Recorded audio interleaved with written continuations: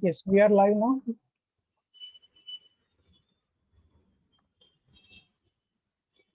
Good. We have 87 people. Okay. And we are all on stage now. Okay. Excellent. Yes, yes,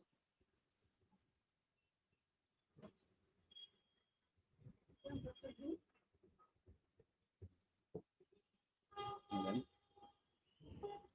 Mhm.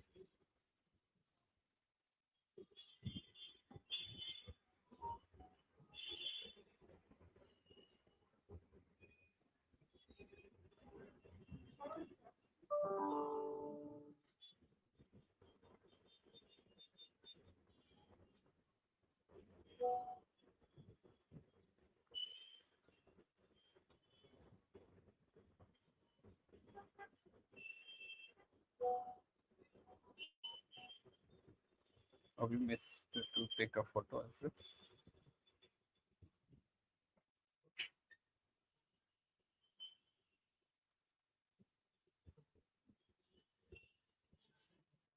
Oh, very good. Okay.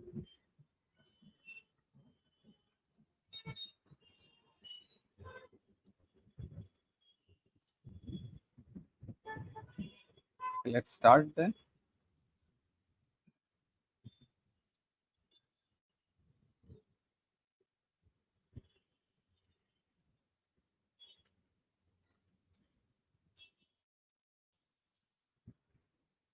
Yep.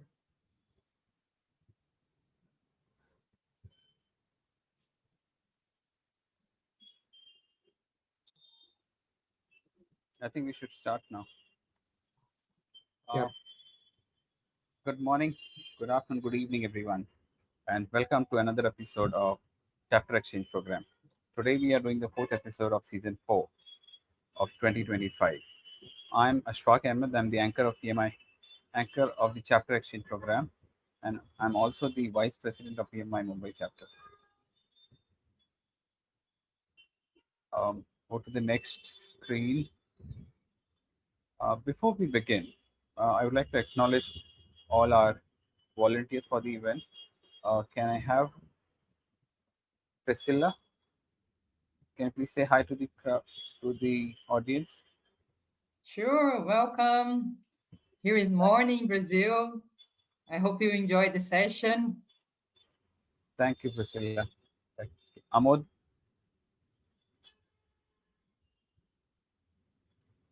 are you there? Okay. So we have a few additional new members.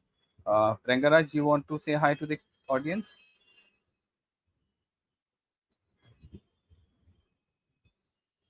Rangaraj, Aman, we have added a few additional volunteers for our program. And going on to the next slide, as we strive to do better on various arenas, there are a few changes that we are doing, and we have listed our top 10 programs for this year, and we are currently on the fourth program, which is shifting project Your slide is management to not business moved. integration management. And I've also listed on the screen, not going on. Slide is not moving. No, you're on the first slide only. Okay. Okay. Then there has to be a backup plan. Right, was moving earlier. Okay.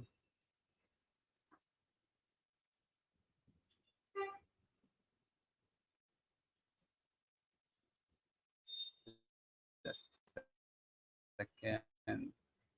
Sorry for the glitch. Presentation. I go here. This is what is going on. Okay. I'll just share. Stop sharing. Share again.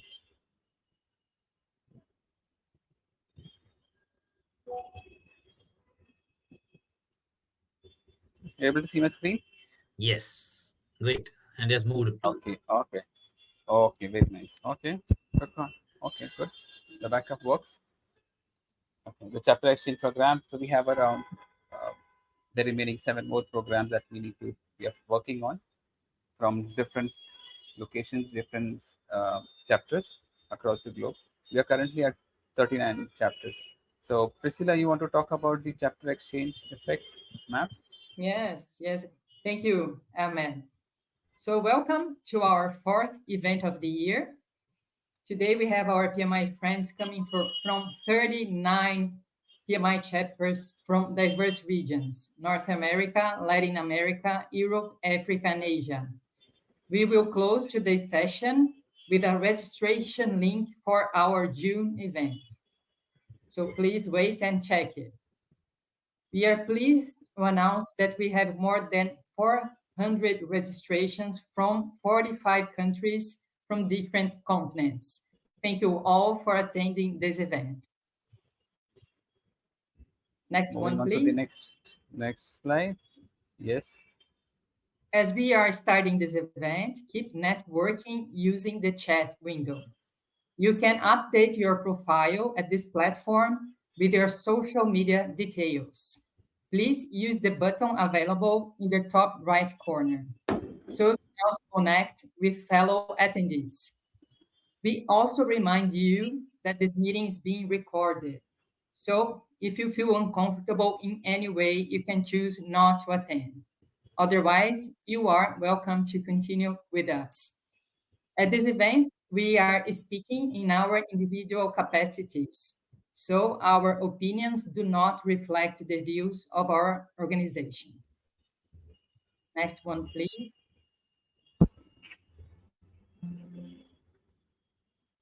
Just a second.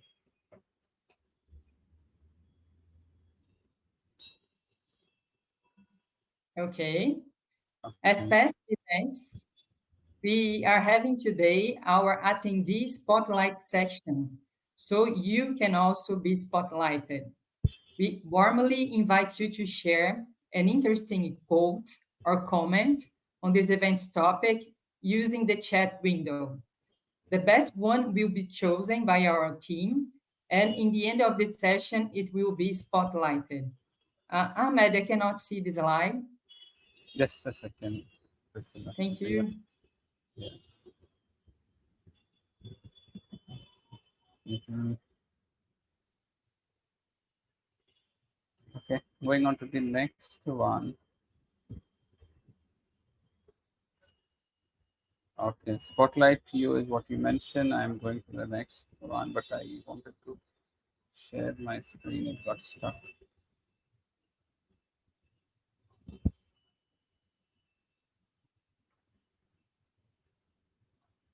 Renga, you have the presentation open?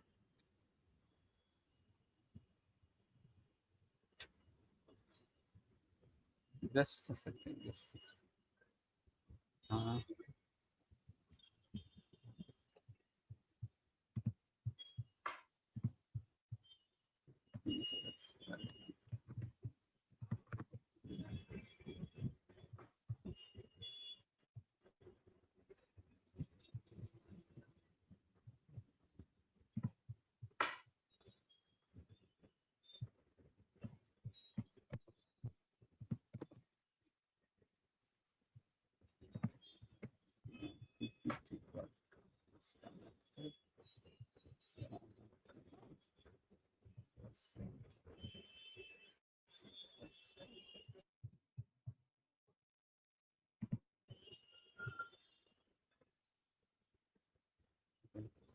Let's see.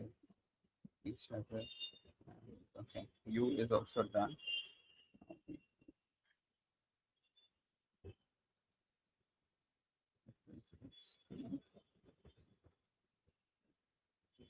Share.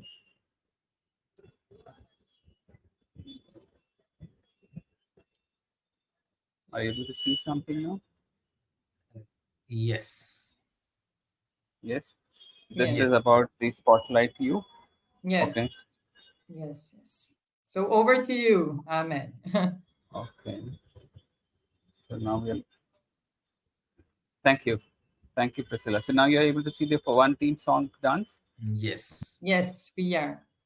Is there a moment in the screen? Yes. Okay. Okay. Okay. Okay. I'll share. So that again. Okay. So this is the effect from the Canva. Okay. Just a snapshot of our program.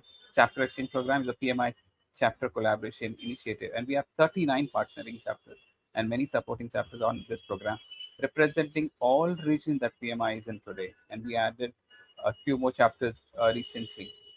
We are also in discussion with other chapters whom we will onboard soon.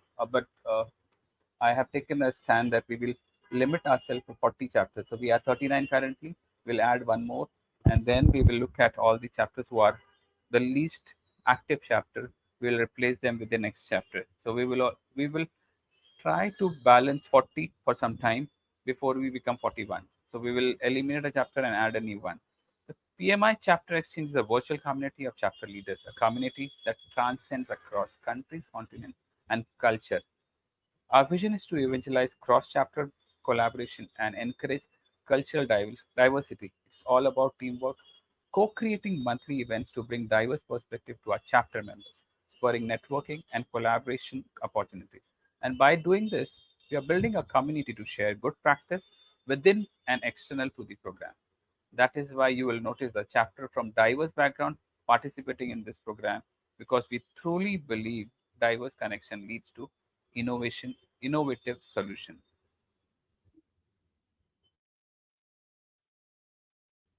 Over to the next slide, which is the exchange effect.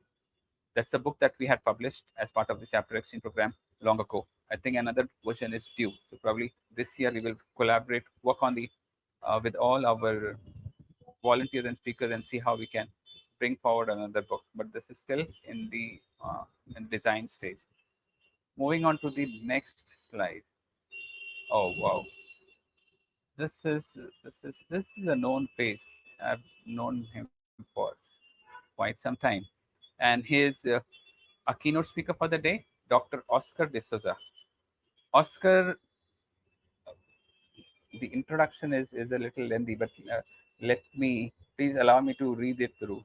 Let me introduce you to Dr. Oscar De Souza, a seasoned professional with over 35 years of diverse experience, more than 28 of them in IT, spanning projects and delivery management, ERP, BFSI, training, and quality.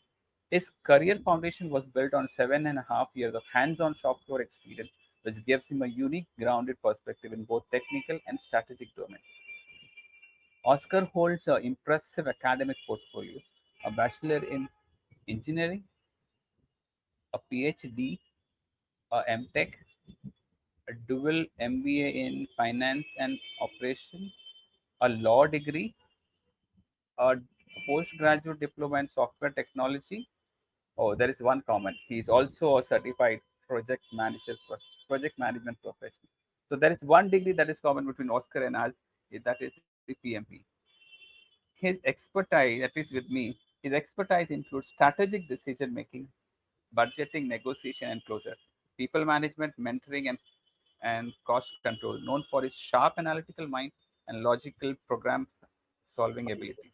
Oscar brings clarity and leadership across complex environment. Throughout his career, he has navigated industries ranging from IT and consulting to instrumentation, power, microprocessor, and engineering discipline like electrical and mechanical. I think I'll have to. Yeah, and he's very well versed in industry framework such as CMMI, ISO, PMP, ITSM, and brings a deep understanding of both discrete and continuous process environment, bespoke and turnkey project solution. In short, Oscar D'Souza is a multifaceted leader whose right experience and academic breadth makes him a true asset in driving innovation, efficiency, and transformation. Uh, Thank you, Oscar. I think you were one of the apt member for to doing the keynote session for our event today. Thank you for Um, that introduction. Thank you so much, and the floor is all yours. Am Well, I able to show you the slide? The yeah, first I slide? can see. Okay, I good, can see the good, slide. very good. Go ahead, please. Can everybody hear me? Yes. Yeah, great. So, primarily, I just want to tell you that while we say shifting project management to business integration management seems like a big thing, it's actually not. It is something that we have been doing always. We have been doing it intuitively also. But of course, we have not been doing it in a programmed manner, in a more, what do you call that, standard manner. We have been doing it in bits and pieces, somewhere at the Structured. top and somewhere at the bottom, that way. So primarily, it is aligning projects with strategic business outcomes. The intent is that in this current dynamic, what do you call that? Business environment, we have to have the essentially understand the need for organizations to move away from traditional project management and focus on integrating seamlessly with overall business objectives. Moving on to the next slide. Yeah. Okay. Now here, when we say why we shift, there is a need.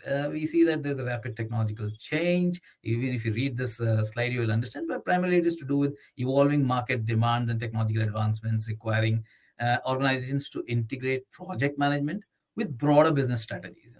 Ensuring projects deliver measurable business value. So the intent is that, however complex the projects are, if we try to sit in silos, you can shift to the next one, then you will be stuck in the way you are working. You need to work across. So if just a small comparison between the two types of project management that we have been doing. We have been working with project management the way we have been taught, the way we have been working, but business integration management, there's more focus towards business outcomes. So here focus on project deliverables and project focus on business outcomes. The second thing is with respect to silo teams, which I already mentioned. Cross-functional integration is what we are looking at. When we say cross-functional integration, it implies that we do not stick to the expertise of people limited to only one project. If a person is an expert and he has something to contribute to other projects, then if suppose, let us put it this way, that you have a pool of people, and that pool is now drawn upon for delivering projects. So cross-functional integration is what we are looking at. And primarily, when we say tactical execution, we say, okay, there is this set of items, this is the set of to-dos, this is a set of tasks which we have to do and we have to close. But no, now the idea is that the customer and you yourself have got some strategic thought in mind. You have to align to that rather than just go by rote. And this happens on multiple occasions. In fact, you will see even in your own deliverable when you have got into project management and handle projects, that sometimes projects do not actually work the way they should be. See, we think measured success on time and on budget, but then if suppose the business value is not reached, the people actually do not enjoy it. And when they don't enjoy it, you do not get sign-offs. And that's why we see more than 80%, I'm giving a very conservative figure, actually it's larger than that, more than 80% of the projects fail. Why? Because the customer does not see value. The customer needs to see value, so you have to take the customer along with you. Go to the next one. So what exactly is integration management? I could define it like saying it is the process of uniting all aspects of a project into a cohesive whole that supports business strategy, not just project completion. So this is exactly what I was saying. You have tasks, your resources, your stakeholders, but you have to coordinate across the entire organization, both from your end as well as the customer's end.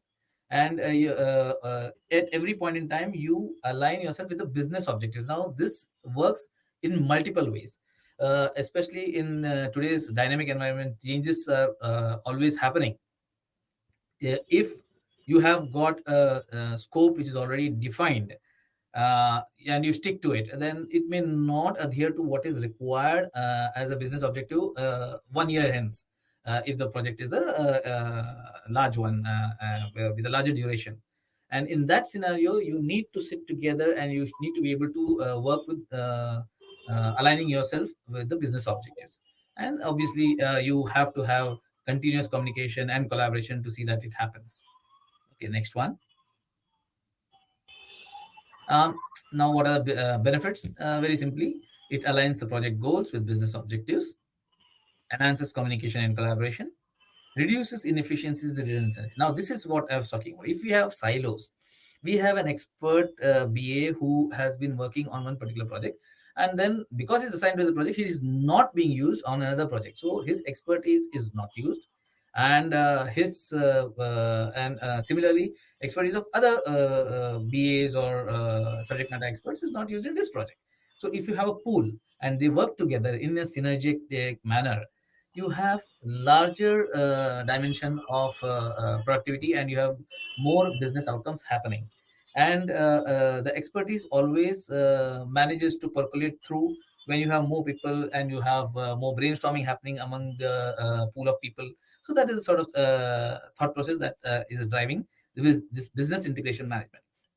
So obviously, in the end, it will improve stakeholder satisfaction to get business results.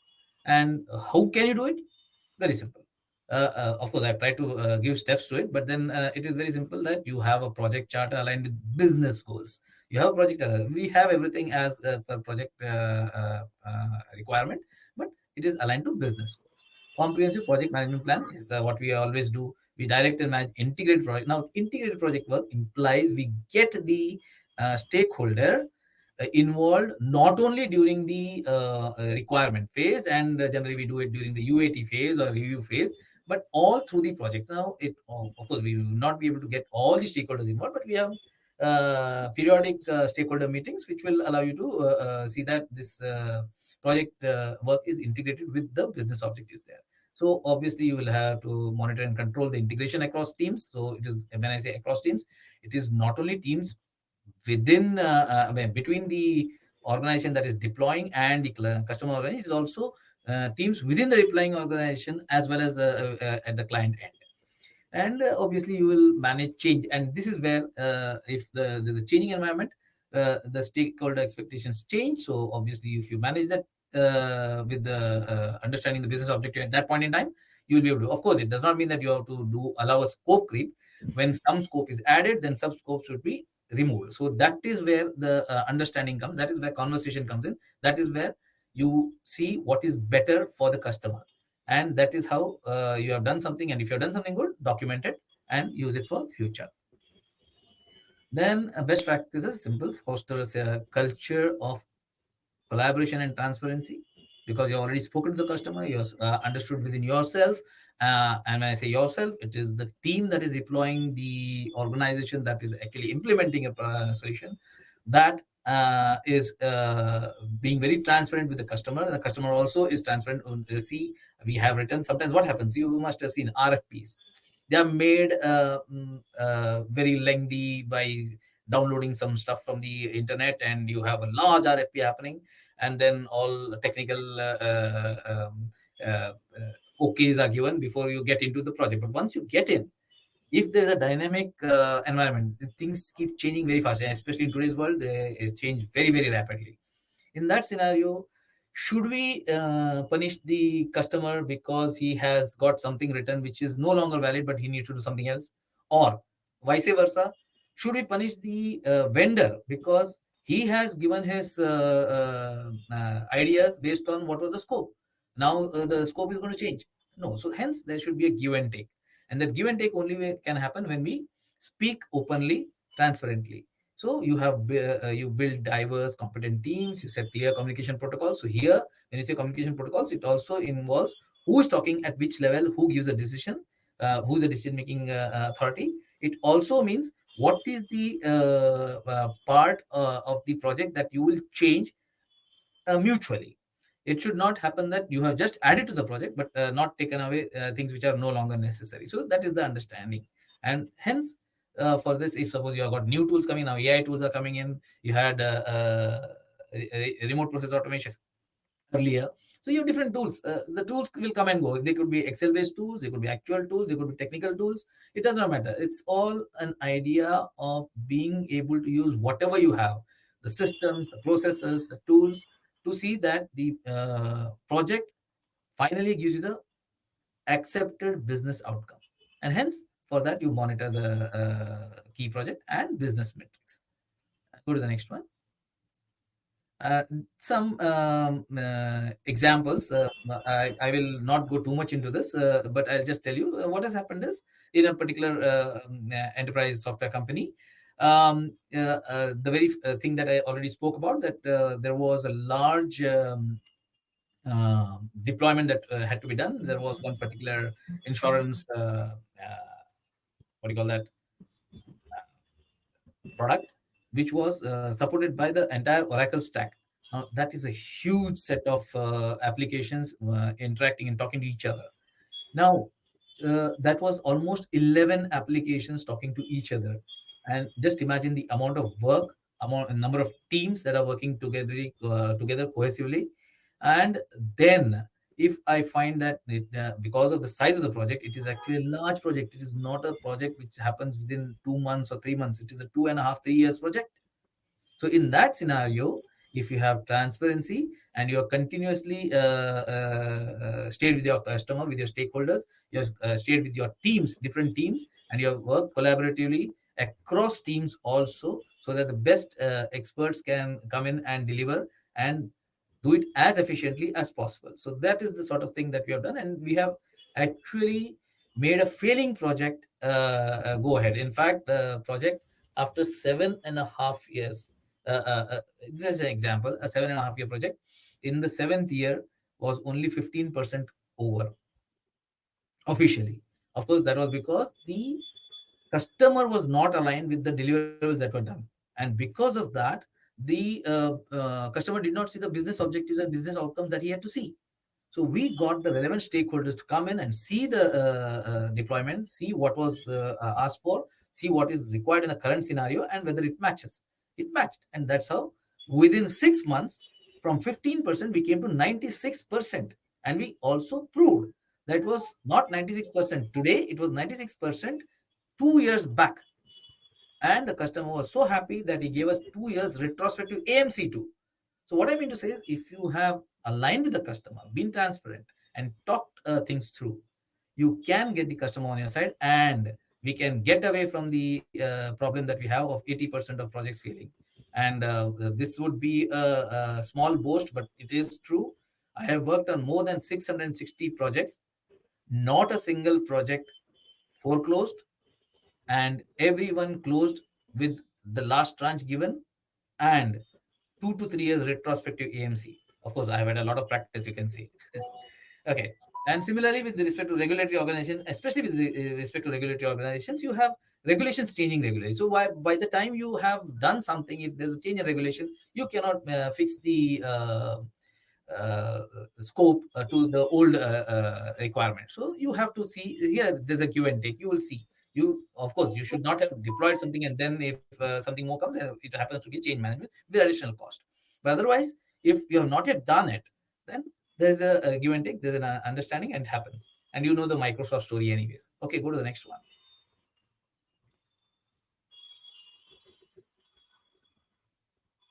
The Ahmed? slide, yeah, the slide Yeah. did not move. No, it did not go.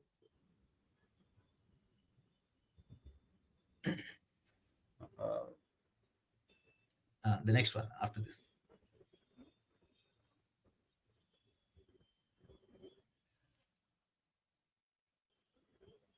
Now it did.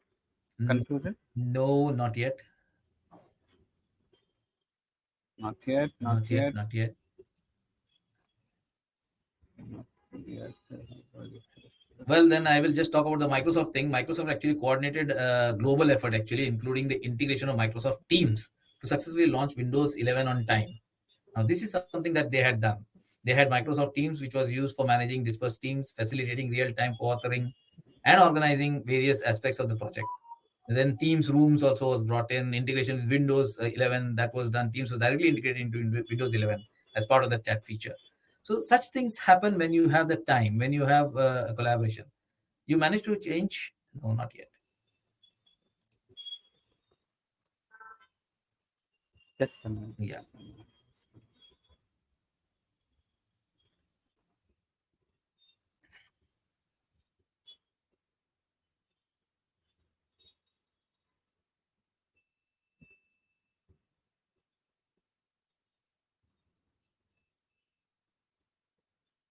Able to see now?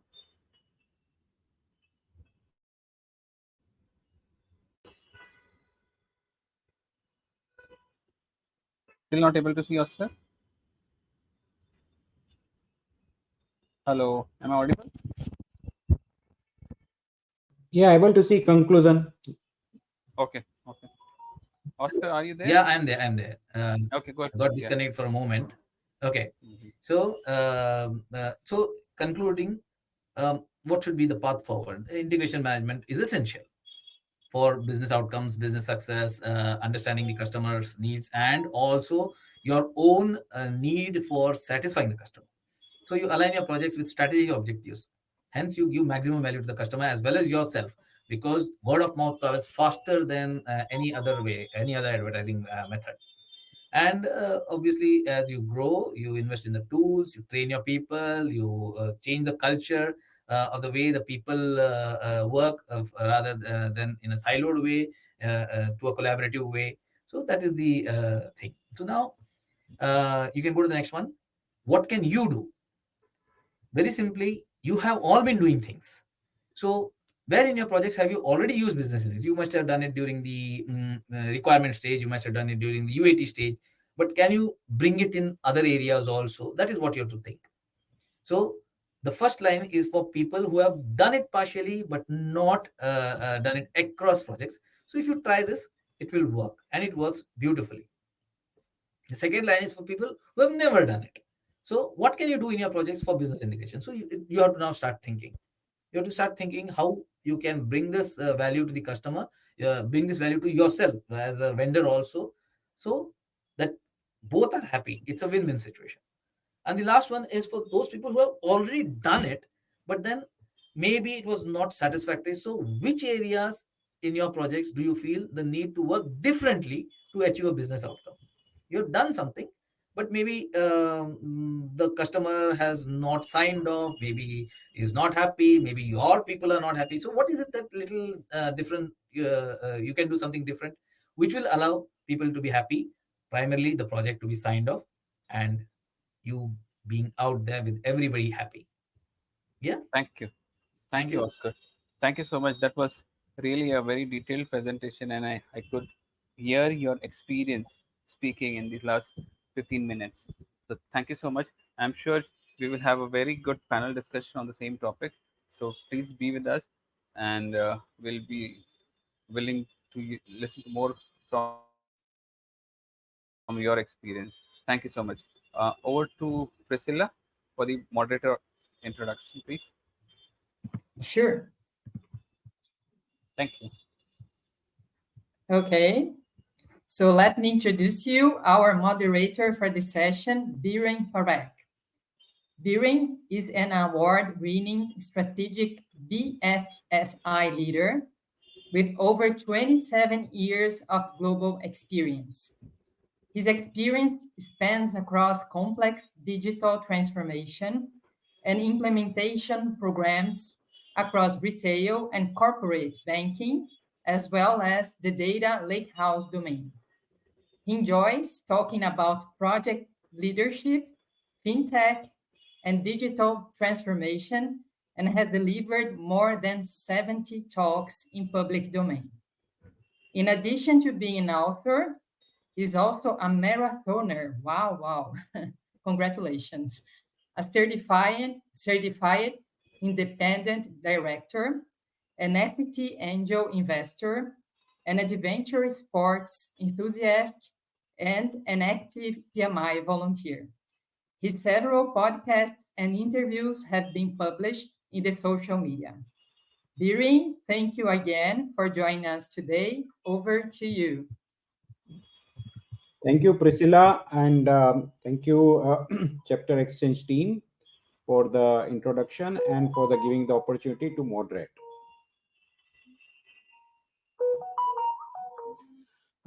Yeah, I'd like to introduce panelist Ellen Mataru. So, Ellen, hi, Ellen, you there, Ellen? So, Ellen is currently playing the director role in the education and professional development for PMI Kenya chapter.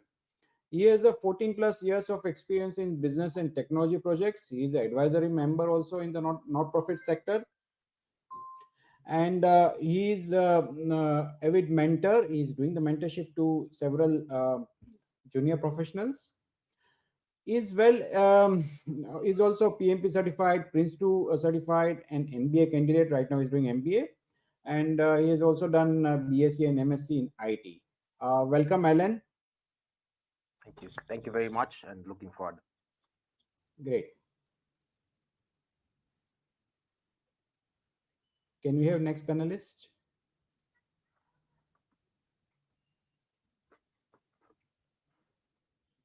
Yeah, hi. We have Badam from Mongolia chapter. Welcome, Badam. Hello. Hello. Yeah, she is playing the head of strategy management department for Net Capital NBFI, and she is a part of she is a membership director of Mongolia chapter. She has 8+ years of experience in banking and financial industry, and 5+ years in the project management. And she's also a business advisor in a USAID funded development program. And her education includes BBA in financial management from Mongolia. Welcome, Badam, and thank you for joining us. Can we move to next? Yeah, hi. Next panelist is Ruriko Ohara. She is joining us from the Latin America. She is a part of a PMO OGA, that is a PMO group. This is a part of PMI now only. She is a co-founder, board counselor, and PMO of Hub Mulhar. Great. She's executive manager and corporate PM also, and she has a 25+ years of experience, PMO and program management experience. She's also a mentor for the leadership teams. She is also a speaker and co-author of 2 books. Wonderful, STEM and leadership. She has done her education in M&A integration, that is merger and acquisition integration expert, and she has postgraduate in project management from Brazil. Thank you, Rodrigo, for joining us. Thank you. Hi, our next panelist is Omoni Babalola. He is joining us from the PMI Southern Alberta chapter. He's a AVP over there, and he's as a professional journey, he's working as a management consultant with IBM. He has 11+ years of project management experience, 3 years as a Scrum trainer. He's a mentor with the PMI Southern Alberta chapter as well. And he has done a lot of postgraduate diploma in agile project management, business analysis, cybersecurity, and ethical hacking. Thank you, Omonaye, for joining. Yeah, thank you so much. Next is Dr. Oscar. So Ahmed gave the introduction of Dr. Oscar, 35+ years of experience and a lot of academic qualification, PhD, MTech, MMS. I'm sure there's no one else over here having so much academic qualifications. Welcome, Oscar, and thank you for joining us. He's joining us from the PMI Mumbai chapter, and he is the immediate past president of the PMI Mumbai chapter. Thank you, Dr. Oscar, for joining us. Thank you. Yeah. Next. Okay. So Yolanda is not there, right? Okay, so let's start a discussion. So first of all, I think Dr. Oscar recently gave the speech about the business integration management, and that was a wonderful. He mentioned that we need to cultivate the delivery mindset. From delivery mindset to we need to create the value mindset. So as of now, all of us or many of us as a project manager are trying to be a sort of a delivery manager, but from there we need to create a value mindset now to see that now we are able to deliver sustainable value to the business, and there is a seamless integration with the business, so that now there is a value which is seen by the business and the project is truly successful when customer sees the value. Okay, so considering all these things which Oscar mentioned, so let's start with the first question to Alan.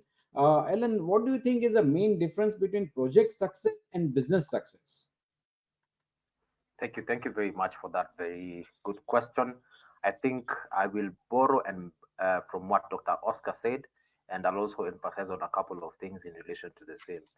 So the difference between, of course, project success and business success is that when you look at project success, most people will look at the basically more of just what is coming out of it, meaning the scope, it comply to the triple constraints or all the constraints, and not necessarily on the objectives or on the outcome, meaning on the business value. So if you look at the business success, it focuses more on the value and what it gives as the outcome to our customers, as opposed to the project success, whereby in most instances you will find that most project practitioners are just focused on ticking boxes.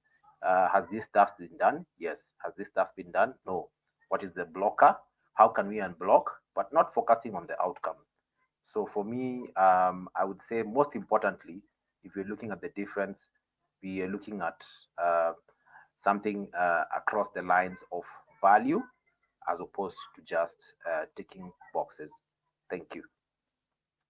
Great. So basically, project success is sort of an internally focused, but business success is sort of a externally validated. Yeah, Obanoi, you want to add? Obanoi, you want to add something on this? Yes, and I think I would like to summarize my response with a very popular and emotional quote from one of the most greatest CEOs in the world. That would be the former Nokia CEO. When he was giving one of his last speeches during the when Nokia was being bought, he said, "We didn't do anything wrong, but somehow we lost." As simple as that statement is, that summarizes the difference between project success and business success. When we think about it, they delivered the project, they met target, they followed processes and tools, but yet they did not adapt, they did not integrate, they did not bring the whole business along on their journey. And so, even though they did everything, they didn't do anything wrong, which means they did everything right, they still lost in the end. That's the danger we all face today when we confuse execution with evolution, right? Like in the market today, doing things right is not just enough. We have to ensure that we are doing the right things. And then we have to do the right things with the right people, which is the business, right? Project success to me is about delivering the planned output, what we have planned to achieve. But business success means delivering the value that lasts way more after the project has been finished. Yeah, that's basically the few other things I'd like to add. Right. So that is basically delivers sustainable value for the long term. That is what I'll say business success means. Great point. So, Alan, I would like to also ask you why delivering project on time and on budget is no longer sufficient for organizations or companies. Thank you very much for that question once more. So, of course, when you look at delivering on time and on budget only, we are also to some extent negating the fact or negating the aspect of value. Like if you look at our previous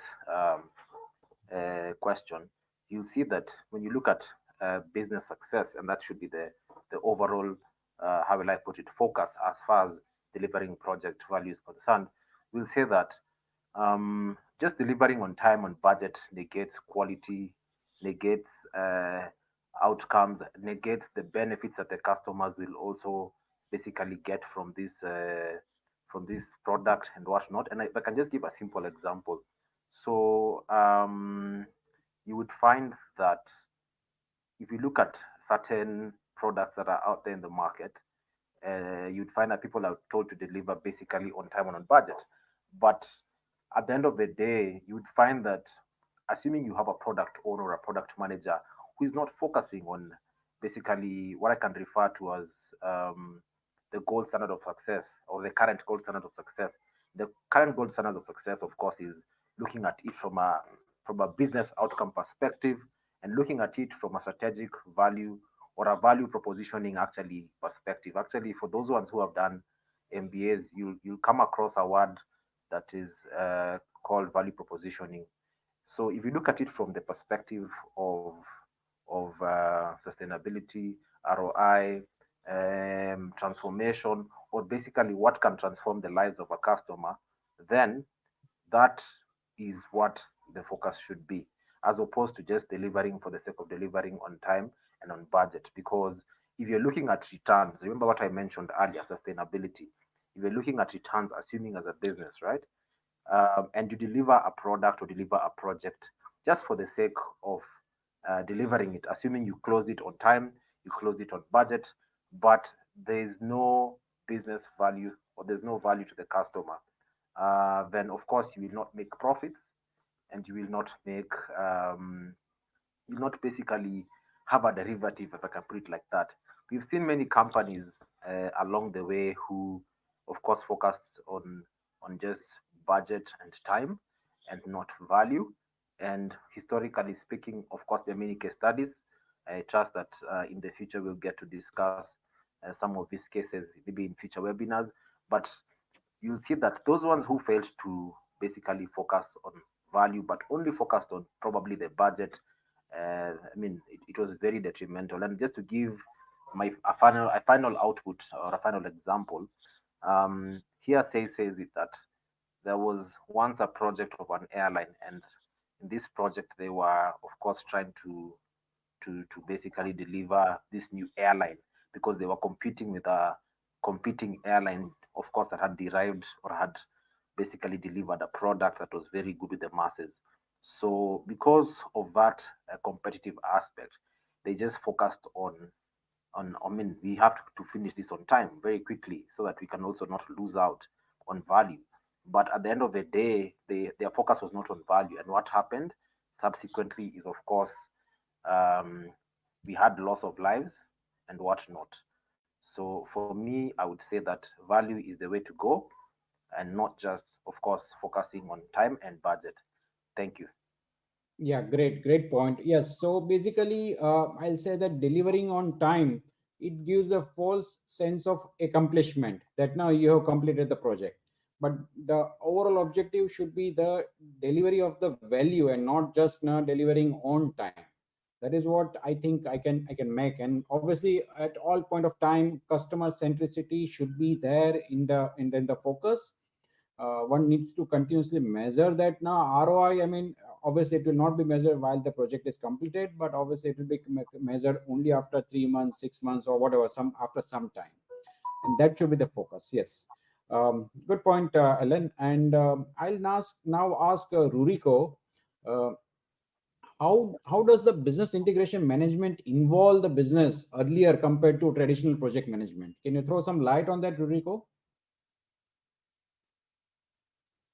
You're on mute, Ruriko.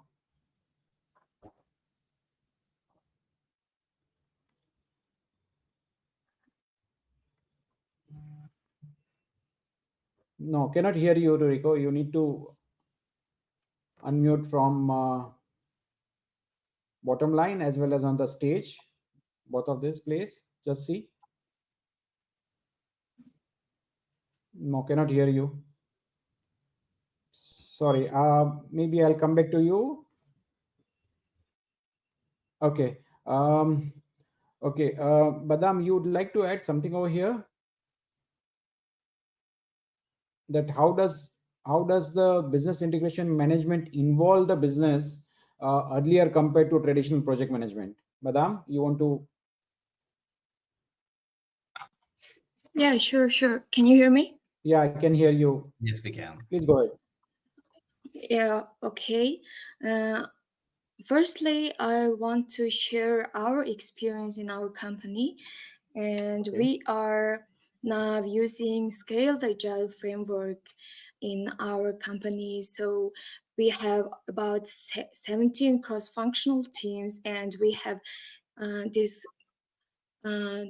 strong structure of including stakeholders from the beginning of our project planning and during the execution until the project ends. So maybe we can see our business value and customer and perspective and our perspective from the beginning to the end. So I think that's the way we are working. Yeah. Okay. So basically, thank you. So basically, you mean to say that now, as soon as the project starts, or maybe even the strategy starts, you start involving all the cross-functional teams, right? And you involve them right from the beginning, from the problem definition, and not only just during the solution delivery.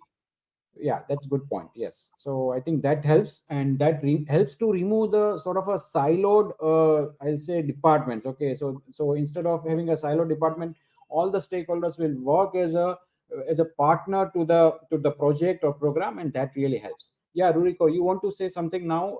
Ruriko, is mic okay now?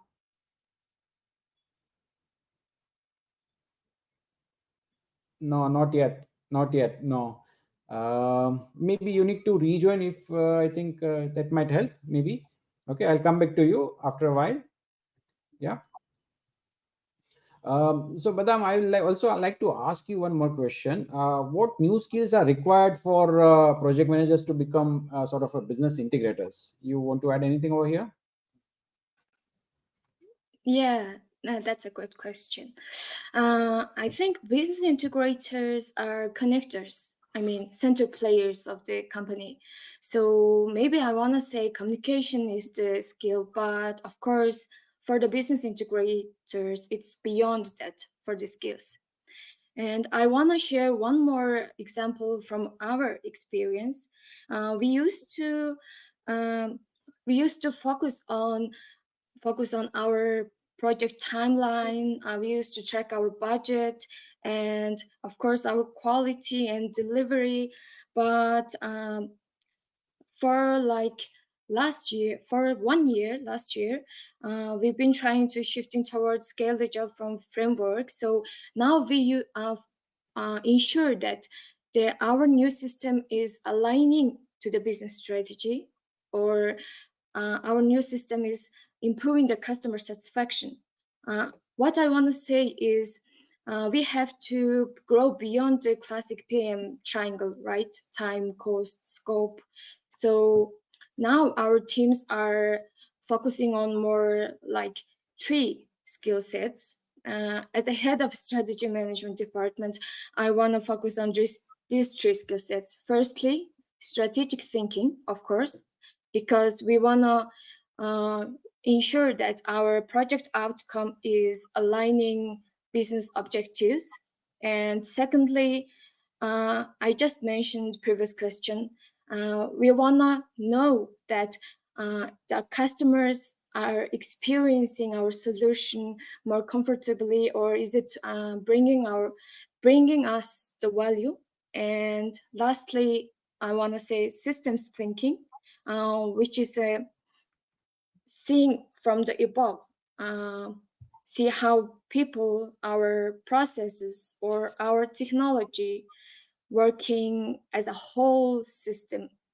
Yeah, I want to say these 3 skills are needed, the most needed for us, and maybe it should be needed for you guys too, to become business integrators. Great point. Yeah. Great point.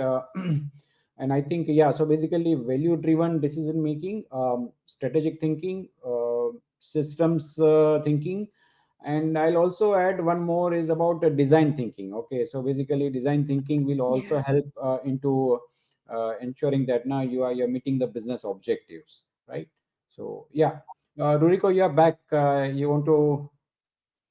Let's see if it's working. Yeah, great. It's Oh, working. yeah, great. Thank Great. you, Viren.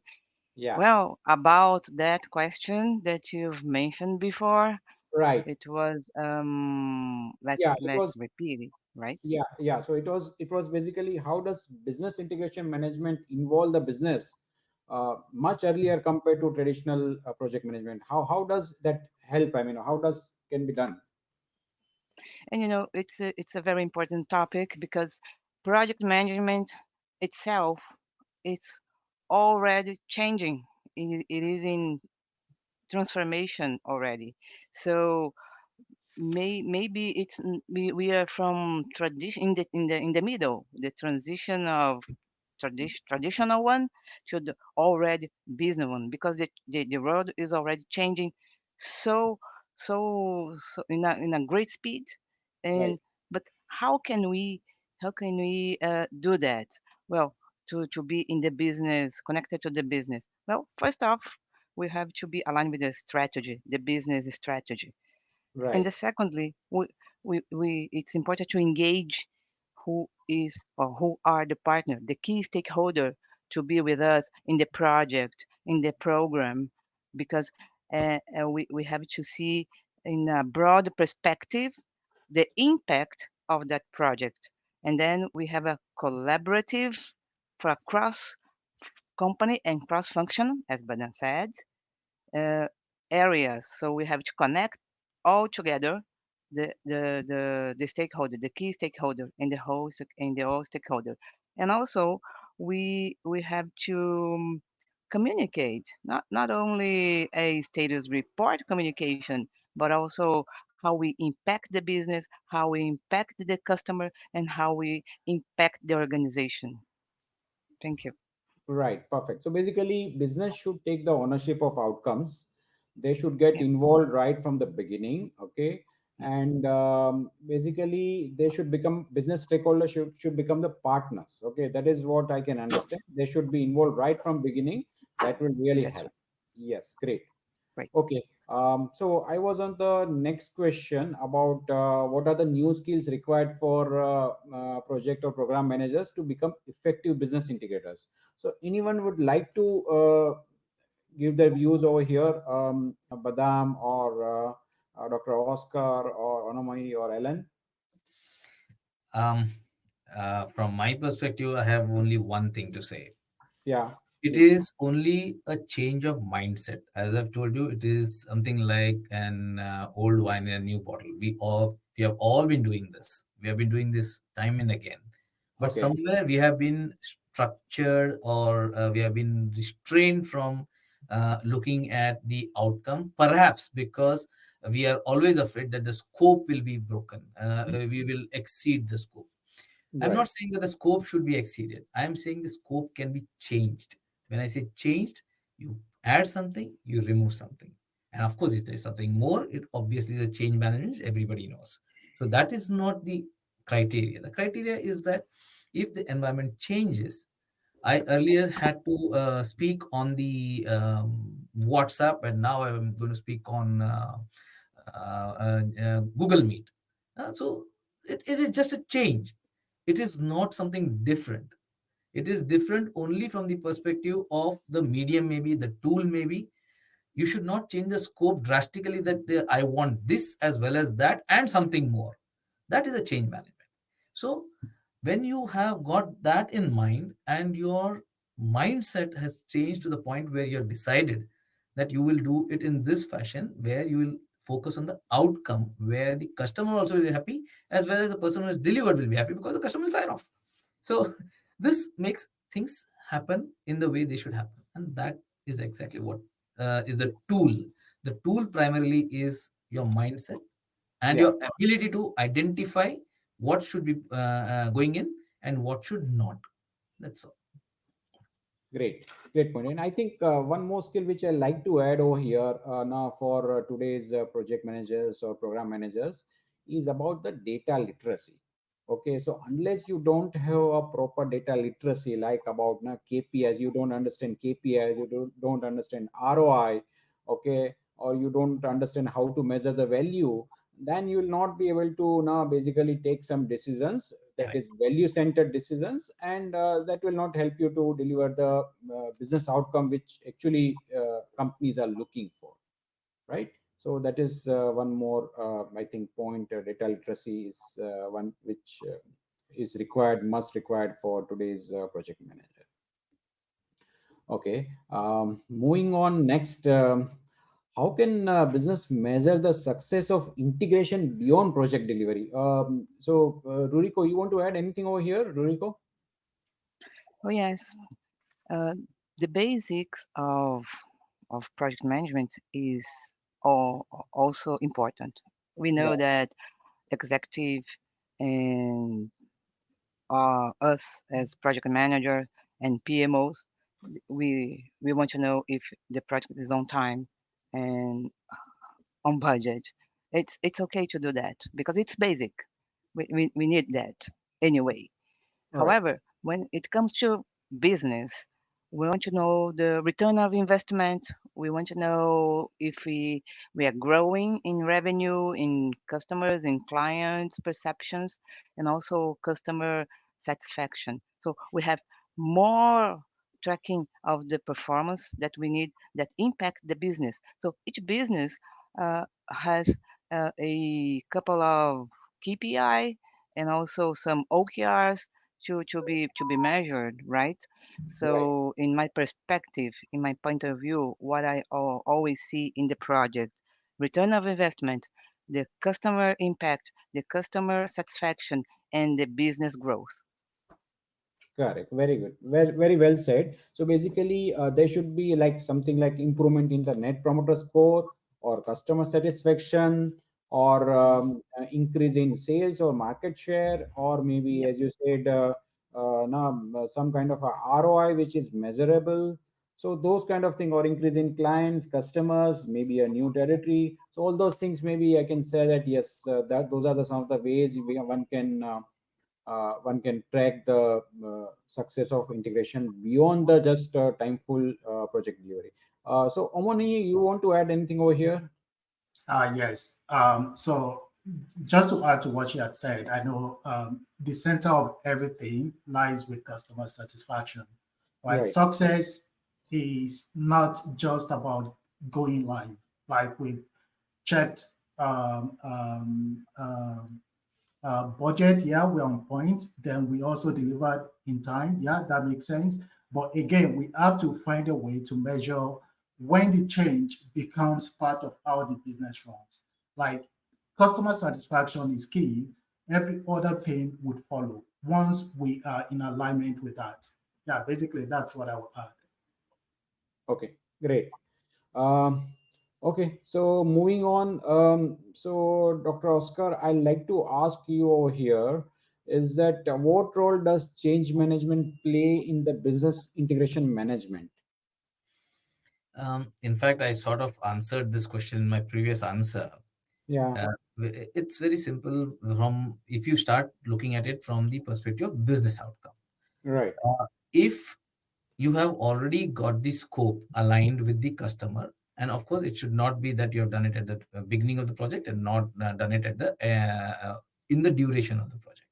So if you have got your business outcome aligned with the customer, and if the scope has not correct more than what it should be, primarily it means the scope creep has not happened, then anything that is an excess or something that is beautiful to have, which was not in the initial scope, that becomes a change management. So change management is only from the perspective that newer tools come in, newer technology comes in, and the customer wants to have that in the current deployment because he sees value in it. And of course, you also have the expertise to deliver it. So from that perspective, you come to a common agreement, and that happens to be the change management. Otherwise, when it comes to finally, it all boils down to the same thing: the business outcome. The Right. customer sees business value. So in the original scope plus additional scope. The moment you say additional scope, that is change management. Right, right. Okay. So we have few questions from the audience, and maybe I'd like to throw it to our esteemed experienced panelist. The one question is from the Jayant Rangiri. He's asking that shouldn't this be covered in the contract or addendum shall have to be discussed or agreed upon mutually and then signed? So basically, I mean, that's very valid question that even the business outcome should be included into the contract so that now everyone knows that yes, this is only called as a project success, right? So anyone would like to take this question? I probably would like to add that Sure. contract is okay. It gives us a perspective of what we want to achieve. But the Okay. fact that, like when Dr. Oscar was also speaking, in the course of your project, there is every possibility that the market trends will change, that the what the users want may change. If you stick to that contract, like this is what we agreed, this is what we have to achieve, this is what we all said we're going to achieve at the beginning, and you run with that till the end, you will end up coming up with something that nobody wants to use. And your story may just be the same as we did everything right, but you lost, right? So we should leave room for negotiations. Just like Dr. Oscar said, it's okay to accommodate change in the course of your project execution or implementation. But when you are doing that, we have to do it with strategy. You are putting something in, take something out. Make sure that everything is balanced. But if you stick to contracts before and you start with that, maybe at the time when you are signing the contract, that's what the business or the market is asking for. Within the time the contract was signed and all through the development phase till the end of that, a lot of things would have changed. If you stick to that contract, you will end up wasting time, wasting money, and everybody will be frustrated. So we need to leave room for negotiations. We need to leave room to accommodate change when it comes. But that can also be very dangerous if it's not well managed. That is where you need to have a very strong change management process, right? When changes comes in, accept it, discuss it, be sure that it is like we all say that most times even the customer, the end users don't know what they want. It's okay, but when they see what they do not want, they recognize it and they run from it. When they see what they want, even though they didn't tell you, they are very, very quick to give you feedback and to also accept. So contract is good, but let's always leave room for negotiation because changes would always happen before the end of projects. Yeah, very good answer. Just adding to that, just a small bit. Primarily, it is to do with the spirit of the contract rather than the letter of the contract. That is the first point. And the second point is, you are all already pointed out that there are tools like ROI. There are tools that tell you how much I'm expending as a delivery person and how much the customer is getting as a person who is looking for outcome. So everything that you do, you will always look at it from this perspective, that are you actually balancing it appropriately? So if you're doing it, that should suffice. And of course, for that can be built into the contract, but till date, contracts have not been built that way. But that is a different thought process which we'll have to get in. Very good, well said. And I think other point is that, see, if we include in the contract the value of the business or whatever project will be delivered after 3 months, 6 months, or maybe after some time, right? So you can't keep project or SOW contract open till then, right? So yeah, you can't. So basically that is another perspective. But yeah, I mean, point is good. If possible, if value can be realized shortly after the project going live, then you can include it. But if it is going to realize after a while, then you can't include it in the contract. No vendor is going to wait till that value is getting realized, right? So that is yeah. No, once you have delivered the contract, right, then there is no way you can add to it. It is additional. Yeah. In the process of delivery, if there's something that you can subtract and something that you can add, that's when it works. Otherwise, it wouldn't. Right. Good point. We also have another question from Miriam Gillison and Oscar, that is directed to you only. How this business integration is differing from the program management? What is your view? I have actually given a comparison at the beginning of the slide, right? presentation. But anyway, just reiterating from that, primarily we focus on project management, project deliverables. When we say project management, again, the letter of the contract. And here we focus on business objectives. So primarily you have a charter. The charter is generally the business objective, the business outcome. Now, what happens is the people who are looking for this outcome only happen to be there during the kickoff meeting or maybe the initial stages. If you have at least a team there, because everybody cannot be everywhere, and the team understands what is the outcome, and every stage, if they can assess that this is what we meant by it, and of course, you cannot go on meaning something beyond scope, but this is what we meant by it, and a simple thing. I want the date on the top right hand. Initially, when I drew the scope, it was on the left hand side. So, okay, it looks better, whatever. As I said, based on what the scope already is, do not exceed it. But as long as the ROI meets the same scope, which was already decided, if you can do it, that is the way you will come to a business integration. But of course, you can add some more things like you have skill teams which are already in silos. whereas now you have a pool from which you can draw out for delivering. You could have an expert in some other project who can be used in this project. So that is something that you can use for business integration. Then we always look at only, as somebody said, we check the boxes. So that's technical execution.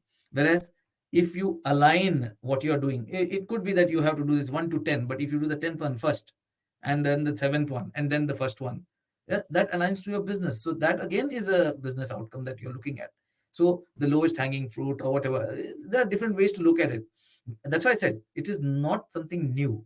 We have been doing it, but it's only a realization that our mindset is such that we go for the business outcome which the customer is looking at, and once the customer is happy, you are happy. Okay, great. Yeah, great point, Oscar. And I think there is one more very good question from Vivek Chaudhary. He says that it seems that value proposition is hidden in nature, which needs to be focused upon and delivered silently to the client, okay, to the customer. He's saying that the value proposition is hidden in nature.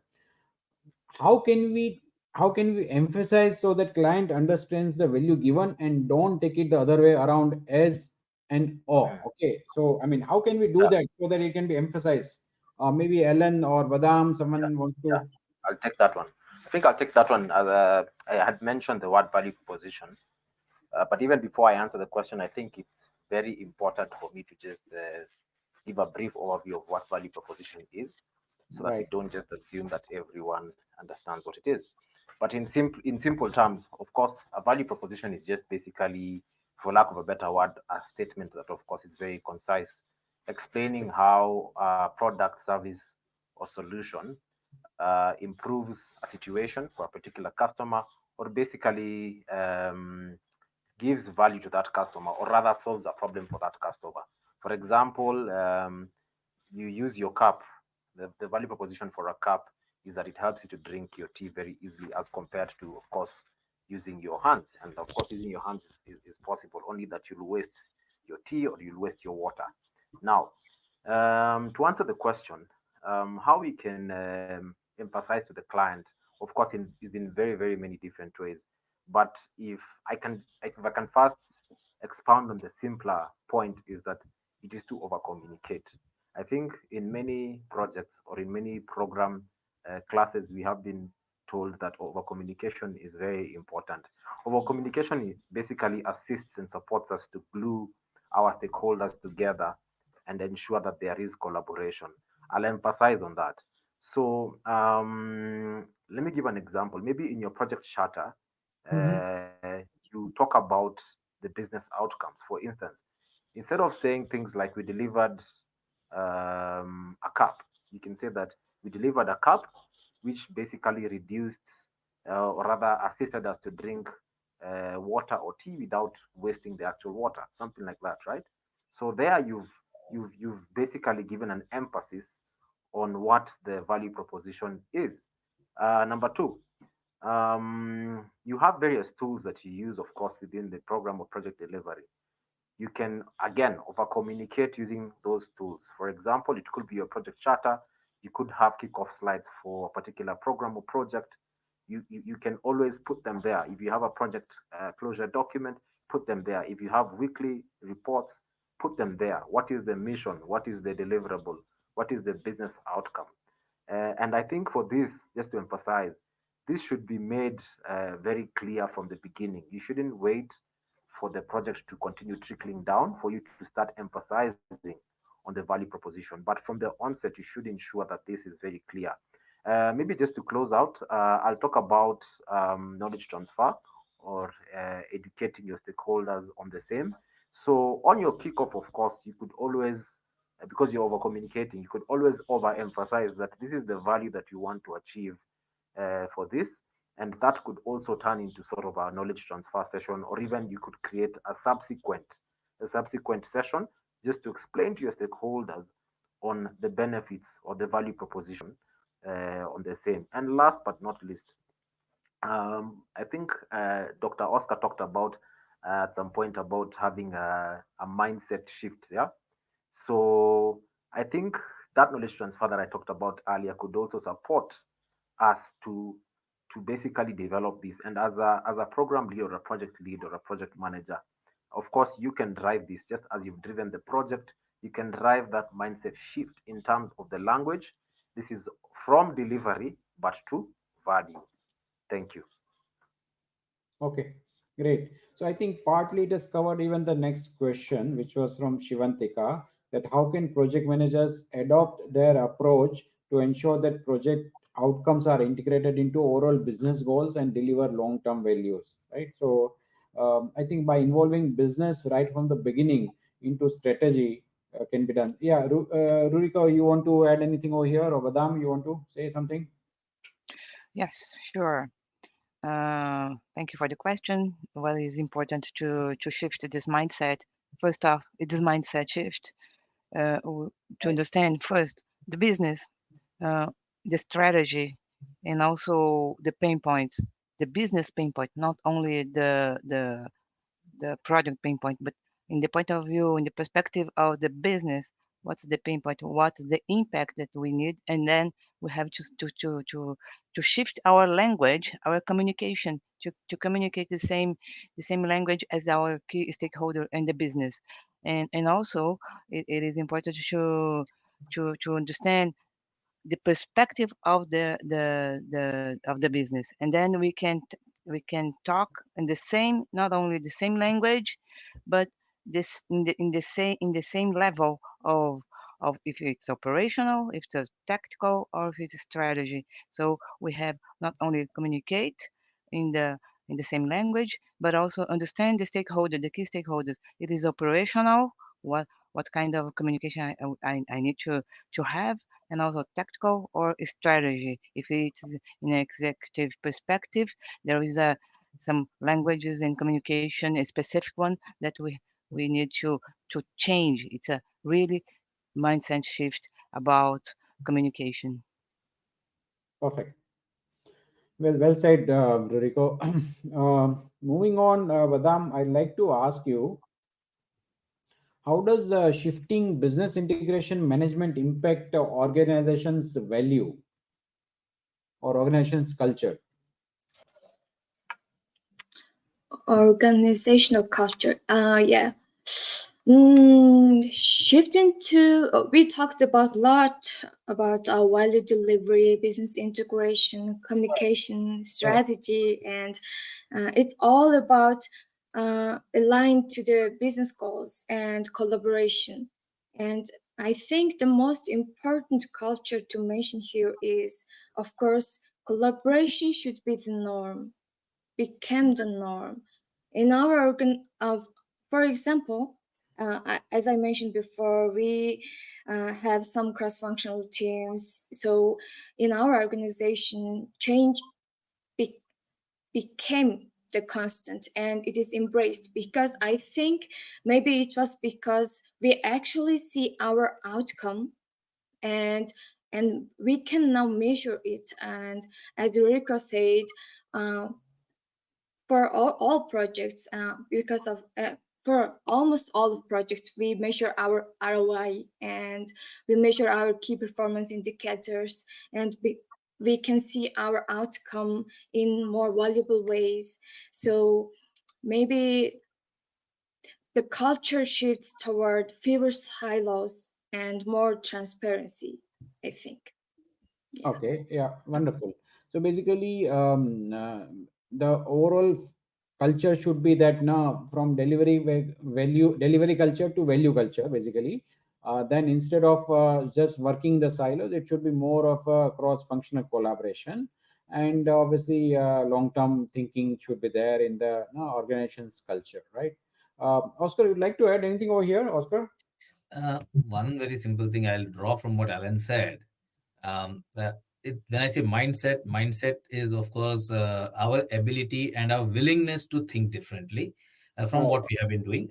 It will take time because we all know that the moment we say change implies cost to us. So that's why those tools of ROI and all become very important, because it should not cost you more. It should be balanced. That is the first point. The second point, as I said, drawing from what Alan said, you should also be able to think out of the box. Like, for example, he said a very simple thing like the cup should be there rather than the hand because it should not spill. What was the intent of the cup?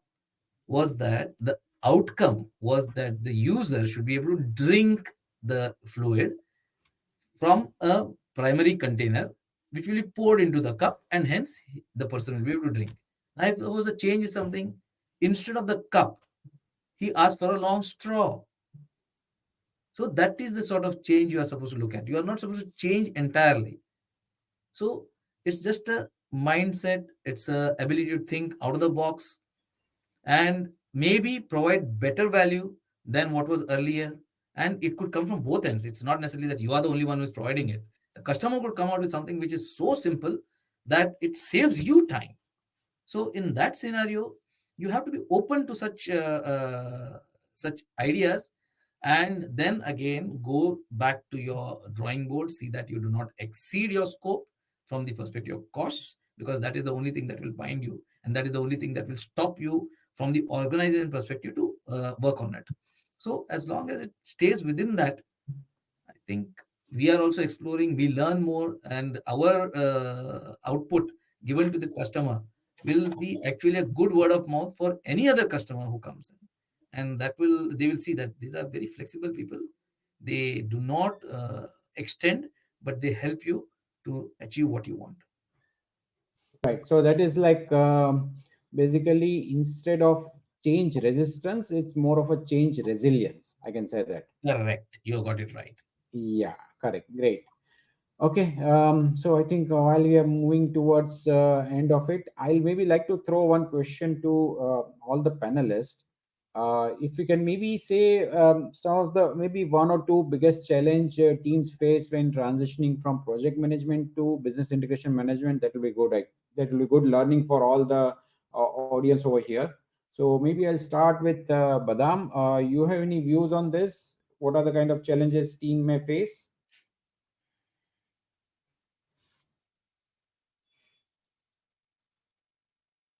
You're on mute, I think. Or whoever wants to go first, I think it's open to all. Amonoi, you want to say anything on this? What are the teams challenge faces the challenges? Well, I would say, as everybody knows, the most constant thing in the world is change. Even as simple as that is the most difficult thing to achieve in an organization, right? People are already used to a certain way of working.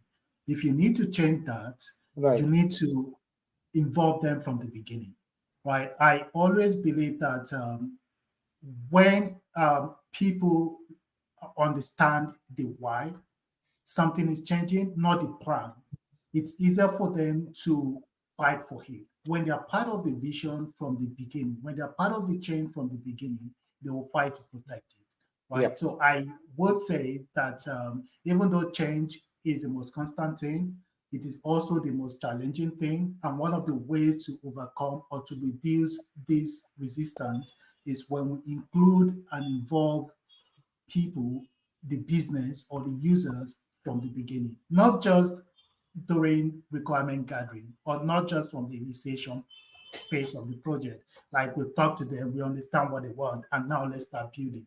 No, for every phase of the project, management phases, we have to continuously have this conversation with them to be sure that what we discussed is still in line with what we intend to achieve, right? When we include people or business from the beginning of our change, it will be very easy for them to adopt it when we go live, and they will fight to also protect it. Yeah, great. Makes sense. Ellen, you want to go next? Yes, I can give it a try and give my perspective about that. So there was this story that I talked about earlier, and so I'll reference that story and just addressing one of these challenges. And the challenge that I'm basically highlighting is a misalignment between, of course, the goals, the project goals, and the business strategy.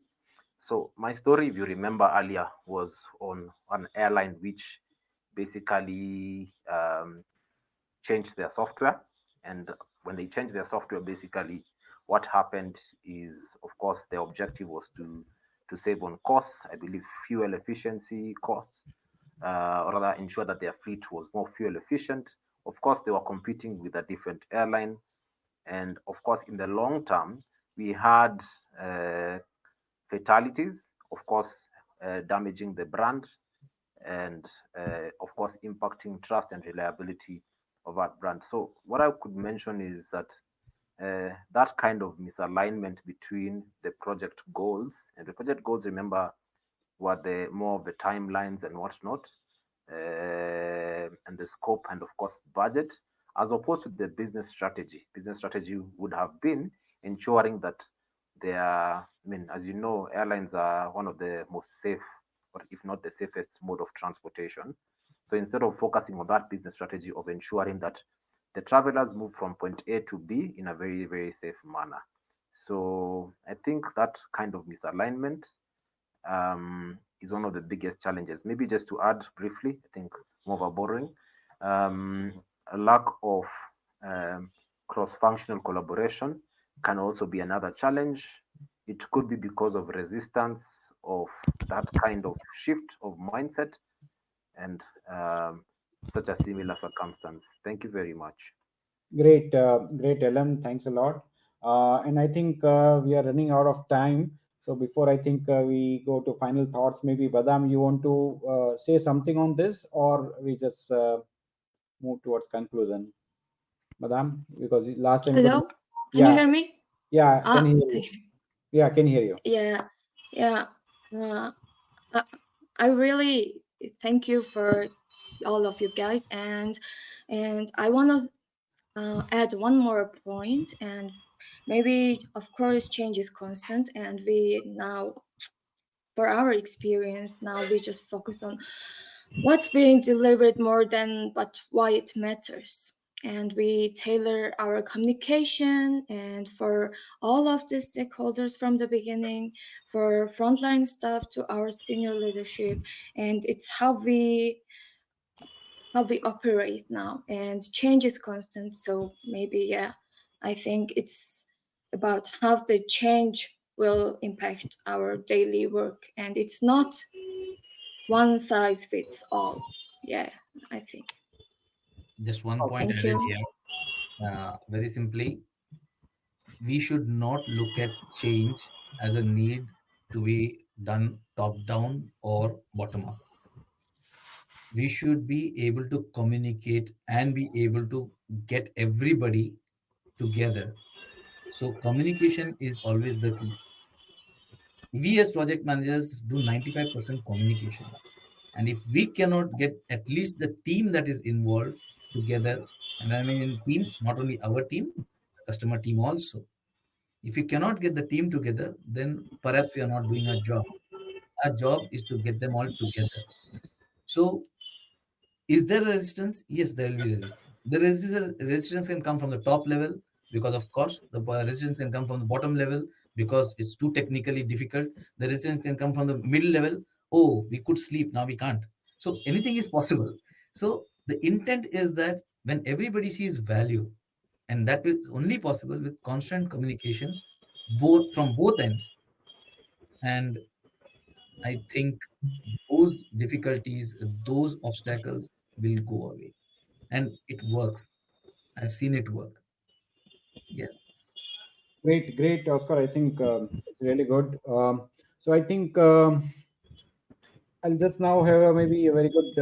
I'll just say that now, thanks to all the panelists for the wonderful views and different kind of perspectives, and there are very good questions also from the audience. So that's really good. So what I can just summarize is that now, very important first thing is that there should be change in the mindset. Okay, from the delivery mindset, value mindset. That is a very important first thing which I think everyone should consider. Second is that need to see that now sustainable value is delivered, seamless integration is there between cross-functional teams, and all the stakeholders should be involved right from the beginning. That is one of the example which I think Badam gave, right? So that all 17 stakeholders were there. So those 17 teams are there. Those are being involved right from the beginning.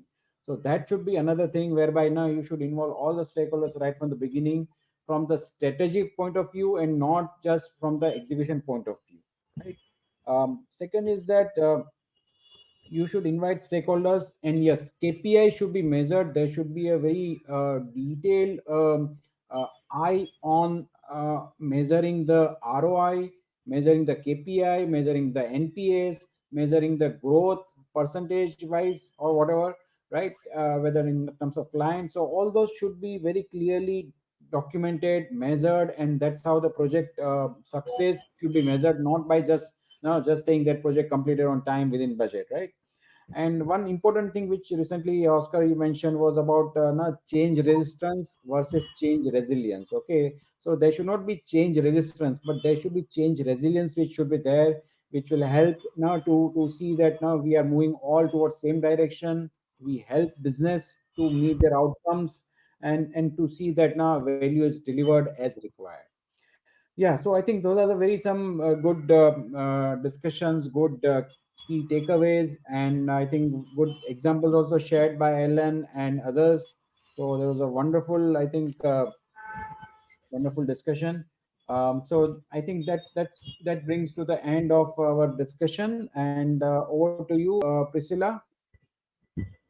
Thanks to all the panelists. It was really wonderful of you to share the Thank you. few Thank you, points. Viren. That was great moderation. Thank you, Viren. Thank you so much. Excellent, Great. excellent Thank you. presentation by you, and also great question answer session. I am sure our audience would have learned a few things that they can implement in their day-to-day activity. Moving on to the next part of the event. You all are able to see my screen, right? My screen is a little It's big. not changing, Ahmed. It did not As of change. now, we can see the panelists. Okay. Let me see on the, yes, the image. Changed? Not changed. Not yet. Not Not yet. changed. Not changed. Yes, changed. Change is the only Yeah, thing that yeah, is change. constant. Yes, thank you. It did. Ye- So now you're able to see. Yes, now someone else came in. Yes, not in Oh, I don't. presentation mode. I don't know what is happening. Just a minute. I am supposed to go into presentation mode. Then presentation view present. Yeah, that's good. Good. Yeah, yeah. You able to see the? I don't know. Yes, there is a Okay, there is. message. It is. Okay, good. There is a message Yeah, audience window. from one of our audience, and the message reads. You're able to see the message, right? It's by Shivantika Di Costa, No, the message is and audience from window. Colombo. Enter full screen mode. Message is okay. Now it is Yes, there. yes, now. Yeah, yeah, yeah, right. Oh, sorry. I'm getting used to Canva. Okay, shifting project management to business integration is a strategic transformation driven by change management and focused on delivering sustainable value across the enterprise. This is a quote shared by Shivantika Di Costa in our chat window. I have also put her LinkedIn URL here.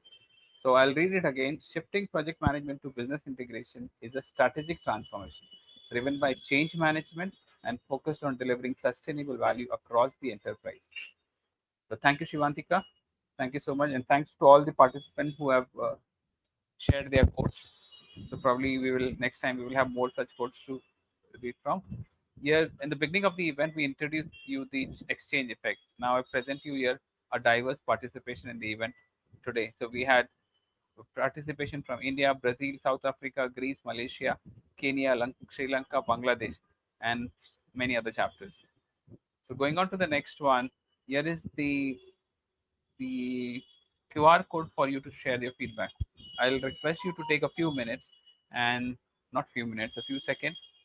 Just scan the QR code and share your feedback. Your feedbacks are important to us for us to know how we are performing and for us to know how we are improving. While you do that, uh, I would want to wrap up and say a few words of thanks to the panelists and please please share the topic. Also share the topic that you would like to hear is on. Thank you to Sunil, Amod, Aman, Rangaraj for your help as team admin in making this event smooth. Thank you to all the chapter license member. Thanks to the attendees. In the next screen, we'll be sharing the PDU code. In case the PDU code doesn't work, the PDU will be shared in an email to all the attendees in the next 24 hours. So this is the PDU code. Please check if it works. It should. If it doesn't, then we'll share the PDU code in the email in another 24 hours. Can somebody just share the PDU code in the chat? 0250X96WQ4. Where is my window? I don't want to do an alt tab and spoil things. Can somebody please type it there? But we will, going forward, we have our team, our Done. volunteer team has thought about not sharing PDU codes, but sending it in an email to all the attendees. So next slide is about our next event, which is on 20th of June, and the event is, I will tell you the topic here. Uh,